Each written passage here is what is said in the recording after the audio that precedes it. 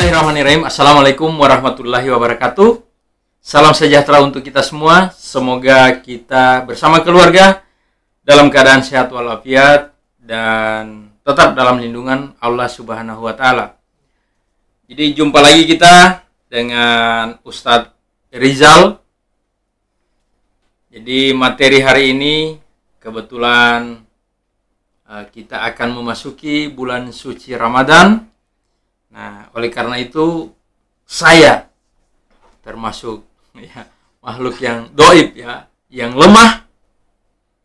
Saya mau minta nasihat sama Pak Ustadz, kira-kira seperti apa yang nantinya saya akan lakukan, apa yang tidak bisa saya lakukan, karena sesungguhnya kita sebagai makhluk, kita sebagai manusia harus saling mengingatkan.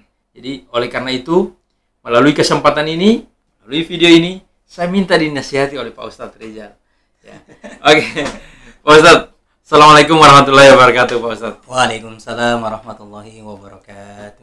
Iya, Pak Ustadz. Jadi sementara ini kan kita akan memasuki bulan suci Ramadan. Ya, jadi dan ini bulan penuh berkah, dan bagaimana ini akan menjadi modal kita nanti di akhirat kelak. Kira-kira apa yang bisa Pak Ustadz nasihati buat saya, Pak Ustadz? Jadi bismillahirrahmanirrahim. Alhamdulillah, syukur untuk Allah, salawat dan salam selalu untuk Rasulullah sallallahu alaihi wasallam. Kita sudah berada di penghujung Sya'ban. Bulan Sya'ban. Insyaallah. Kita itu kan umat Islam sering berdoa gitu ya. Allahumma barik lana fi Rajab wa Sya'ban wa balighna ila Ramadan. Berkahi kami di bulan Rajab dan di bulan Sya'ban, dan minta dipertemukan dengan bulan Ramadan. Iya kan? Jadi sekarang itu saja orang kayak terlihat senang sekali semua dapat dengan bulan Ramadan. Memang ada hadis dhaif yang menjelaskan man fariha bi dhuhuri Ramadan itu, siapa yang senang berbahagia dengan datangnya bulan Ramadan, nanti jasadnya akan diharamkan dari api neraka. Tapi catatan saya jangan cuma senang. Cuma senang. Istilahnya jangan cuma habis di sana. Iya. Karena inti dari Ramadan itu kewajiban puasa. Seperti itu. Nah, pemirsa hadirin rahimakumullah, biasanya kalau mau masuk Ramadan itu ada hadis Rasulullah SAW. Biasa dibacakan gitu. Ya, qad ja'akum sahrul azim, qad ja'akum sahrul mubarak. Nanti sebentar lagi akan datang kepada kalian bulan penuh keberkahan, bulan penuh keagungan. Itu sudah masuk buat kita. Iftaradallahu alaikum siyamahu. Diwajibkan kepada kalian di dalamnya berpuasa. Di hadisnya yang wa qoma lailata wa qoma tatawwa lailatahu, dan kemudian dirikanlah ibadah sunnah di malamnya. Artinya sholat tarawih. Tadi Bapak bilang fiha lailun khairum min alfi sahar. Di dalamnya ada malam yang lebih baik daripada seribu bulan. Kurang lebih begini kesimpulannya. Kalau saya ingin bilang tentang bulan Ramadan ini kan buat motivasi dulu ya. Awal-awal buat kita.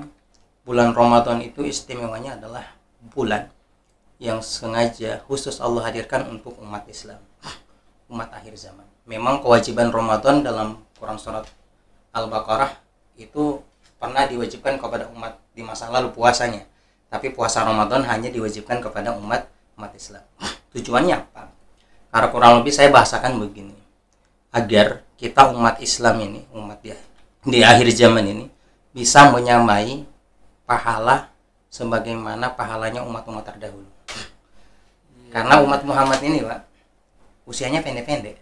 Iya, Pak. Ya, syukur-syukur kalau sudah dapat bonus. Ya.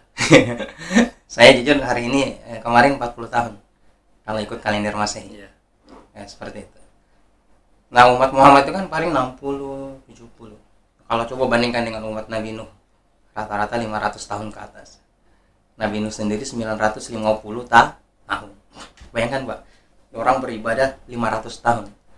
Kita cuma 50 tahun. Cuma 50 tahun. Potong tidur. Ya, potong 15 tahun lah anak-anak. Tinggal 45. Kalau satu hari tidur 8 jam, potong sepertiga.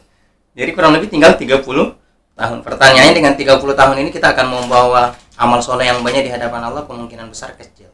Maka Allah sediakan bulan khusus buat kita untuk melipat gandakan pahala. Bulan apa itu? Bulan Ramadan. Maka di hadis Nabi kan dijelaskan, nanti siapa yang melakukan amal kebaikan, jadi bukan amalan sunnah atau amalan wajib, amal kebaikan, nanti pahalanya akan sama dengan pahala kewajiban di bulan-bulan di luar Ramadan. Dan barang siapa yang melakukan kewajiban, amal kewajiban di bulan Ramadan, nanti apa? Dilipat gandakan sama sabaina marrat, 70 kali lipat. Banyak, Pak. Ya, seperti itu. Ini kurang lebih gambaran saya. Mungkin bahasa orang Ustaz ini obral-obral pahala. Ya, kurang lebih seperti itu gambaran hadis Rasulullah sallallahu alaihi wasallam. Makanya kalau kita contohnya amalan di bulan Ramadan baca Quran. Di hadis Nabi dikatakan fala taqulu alif lam mim harfun. Jangan bilang alif lam mim itu satu huruf. Tapi bilang apa? Alif harfun, lam harfun, wa mim harfun. Bilang alif itu satu huruf, lam satu huruf, mim itu satu huruf. Kenapa? Likulli harfin asyara hasanatin. Karena setiap huruf nanti akan diganjar 10 kebaikan. Nah, kalau di bulan Ramadan kali dengan 70. Nah, seperti itu. Artinya apa? Bulan Ramadan itu memang sengaja Allah hadirkan. Makanya pesan pertama ingin kita sampaikan di sini, pesan moral buat pemirsa sekalian. Mau nih kalau aku dapat dengan Ramadan, jangan sia-siakan. Ya, jadi ketika kita ketemu dengan bulan suci Ramadan, janganlah Anda menyia-nyiakan itu. Iya. Nah, caranya bagaimana supaya tidak sia-siain di bulan Ramadan? Di Gorontalo itu ikramud duyub sangat tinggi. Memuliakan tamu itu. Sayangan Muslim Gorontalo itu, hari raya itu tamu harus diperlakukan dengan baik. Akhirnya orang sibuk menyiapkan rumahnya, orang sibuk nanti menyiapkan konsumsi snack-snacknya, makanannya, cookies bisa cookies begini juga maksudnya. Seperti itu. Akhirnya kan ikramud duyub, pemuliakan tamu itu bukan perkara terlarang, bahkan dicintai dalam Islam. Seperti dianjurkan malah. Dianjurkan gitu. Cuman persoalannya kalau kemudian hanya dalam rangka ikramud duyub sampai kemudian melalaikan kita dari ibadah Ramadan, kan sayang Pak. Apalagi kalau pas malam Lailatul Qadar itu, pas di malam itu saat kita melalaikan ibadah. Seperti itu kan. Maka tidak ada jalan lain buat kita yang menjadi gangguan-gangguan ini coba dieliminasi, dikurangi. Sudah banyak penceramah menyampaikan. Contoh, kesibukan Ramadan khususnya menjelang hari raya hanya ada 2 pilihan. Kasih maju atau kasih mundur. Gitu kan. Kasih mundur kayaknya tidak mungkin. Masa mau bikin kue nanti setelah hari raya? Buat sekarang. Kasih maju. Bulan Sa'ban. Kesibukannya dibawa ke bulan Sa'ban. Seperti itu. Coba beli bahan kue. Biasanya juga kalau bulan Sa'ban belum naik bahan-bahan kue. Belum naik telur. Seperti itu. Cuma di persoalan DPI anggaran latihan tidak ada. Anggaran yang memang ada yang namanya gaji 13 itu nanti di bulan. Makanya kalau bisa THR itu kasih THR. Kasih lagi di bulan Sa'ban. Cuma nanti pas bulan puasa, pas mau hari raya, mereka minta THR lagi, Pak Ustaz. Jadi kurang lebih itu pertama yang saya bawa itu. Coba kita bawa kesibukan kita di luar bulan Ramadan. Yang kedua, andai kan di bulan Ramadan itu ada kesibukan yang berbau duniawi, saya secara pribadi mengatakan sudah porsi saja di siang hari. Kalau suka mau pergi belanja, apalagi di Gorontalo masih ada satu lagi godaan. Apa dulu ini? Senggol kan?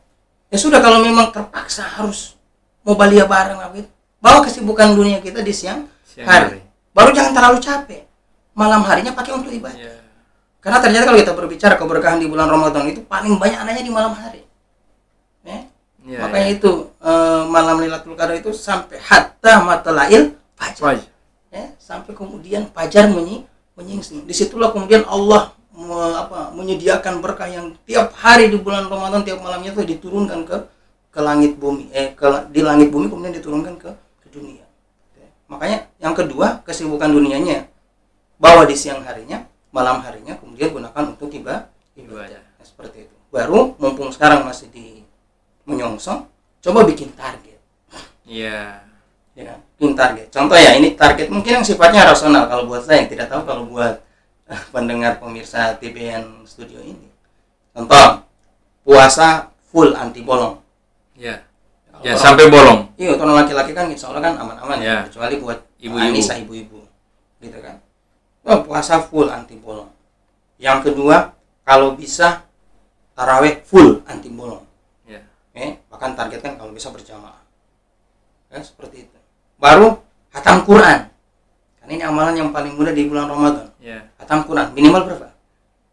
1 kali lah. Satu kali Satu kali dalam 1 Ramadan. Ya. Itu. Satu Iya, kan? kali apa namanya?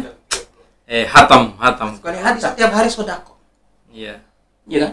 Sodako. Kau puasa. Kirim buka puasa ke orang yang berpuasa atau ke muslim dan sebagainya. Nah, seperti itu. Sehingga muncul lagi sebuah semboyan semangat itu, artinya karena ini bulan yang Allah sediakan spesial, maka rumusnya adalah maksimalkan ibadah di bulan Ramadan. Saat orang lain tidur, orang zikir. Iya. Ada yang bilang, Ustaz, kan tidur di bulan Ramadan berpahala.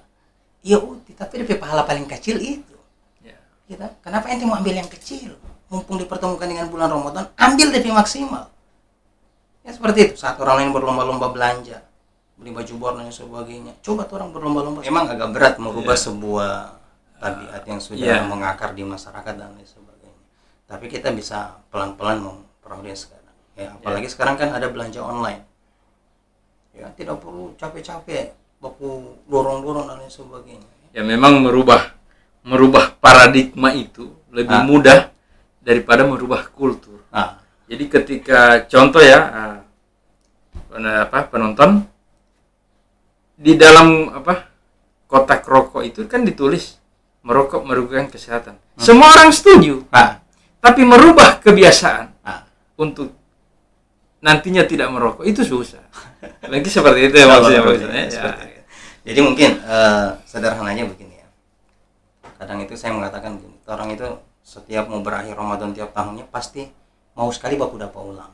Iya. Di bulan Rajab, di bulan Syaban berdoa supaya diperjumpakan dengan bulan Ramadan. Yang jadi pertanyaannya, pas baku dapat dengan Ramadan bagaimana? Apa yang kita lakukan di bulan Ramadan? Gini, seperti itu ya. Kalau kita melihat gambaran Rasulullah SAW memperbanyak amalan sunnahnya itu di bulan Rajab dan di bulan Syaban.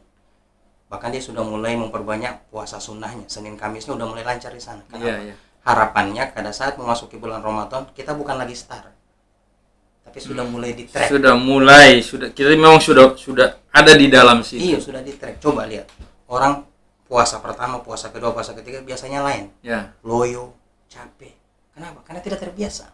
Kalau dia sudah mulai Senin Kamis, dibiasakan dari hari-hari sebelum Ramadan, insya Allah pada saat bulan Ramadan tidak kaget. Ya sorry, sama dengan bacaan Quran. Mulai dibiasakan sekarang, dirutinkan. Insya Allah pada saat masuk Ramadan, tracknya tambah kencang. Ya, seperti itu. Dan insya Allah terakhir 10 malam terakhir lebih spesial. Dan disitulah godaannya banyak sekali. Saking spesialnya itu, maka hanya orang-orang tertentu yang Allah berikan nikmat di sini, pilihannya gitu. Makanya dalam beberapa pendapat menjelaskan ada orang berpuasa itu hanya sekedar menahan dari apa yang membatalkan puasa. Gitu. Tidak makan, tidak minum. Ya seperti itu kan. Tidak zima bagi suami istri. Ya, tetapi ada yang level berikut. Level berikutnya apa? Dia menahan dari semua yang Allah larang. Dari maksiat. Maka matanya dia puasakan. Telinganya dia puasakan. Termasuk hatinya dia puasakan. Itu mungkin dari dasar itu sampai tidur itu adalah ibadah bagi orang yang berpuasa, Pak Ustadz ya, supaya matanya puasa. Seperti itu. Makanya bulan Ramadan itu pernah disampaikan dalam hadis Rasulullah SAW bahwa semua nanti amalan hamba itu nanti kan akan kecuali puasa itu untuk Allah. Wa ana ajazubihi, dan aku sendiri yang akan memberikan ganjarannya. Ini adalah ibadah yang istimewa. Waktu yang Allah berikan sangat istimewa buat kita sekalian. Maka sederhana saja pesan saya buat kita semua, manfaatkan ibadah di dalamnya dengan maksimal. Semua amalan sunnah di dalam kalau bisa diambil, semua kewajiban di dalam kalau bisa dilaksanakan, semua larangan yang bisa mengurangi pahala puasa ditinggalkan. Insya Allah dengan level puasa seperti ini kita akan mendapatkan derajat muttaqin yang super lah di hadapan Allah Subhanahu wa Ta'ala. Maka saya jangan puasa ambil minimal deh, ambil yang maksimalnya. Seperti itu. Oke, penonton, seperti itu nasihat Pak Ustadz buat saya dan untuk kita semua. Nah, jadi nanti insya Allah sebentar lagi kita akan memasuki bulan Ramadan.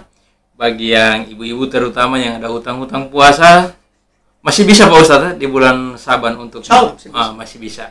Silakan selesaikan itu, karena nanti akan menumpuk jika Anda, tapi harus diselesaikan dalam tahun ini. Tidak juga. Cuman supaya tidak menumpuk penontonnya. Jadi demikianlah nasihat Pak Ustadz menjelang bulan suci Ramadan buat kita semua, dan semoga ini bisa mendapatkan berkah untuk kita semua. Dan terutama kita yang ada di Gorontalo ada tradisi malam pasang lampu. Jadi maksimalkan ibadah kita di malam pasang lampu itu, karena sesungguhnya maksud dan tujuan pendahulu kita itu adalah baik, itu untuk menerangi jalan, karena menjelang mendekati hari raya Idul Fitri itu kesibukan masyarakat sangat tinggi, sehingga jalan itu diberi penerangan. Jadi, seperti itu penonton, dan insya Allah kita mendapatkan berkah dari ini semua. Dan jika menurut Anda video ini bermanfaat untuk kita semua, jangan lupa bagikan kepada orang lain. Oke, terima kasih atas atensi Anda telah menonton video ini, dan saya juga Pak Ustadz mohon maaf yang sebesar-besarnya jika ada hal-hal yang kurang berkenan dari kami semua. Billahi taufiq wal hidayah. Wassalamualaikum warahmatullahi wabarakatuh.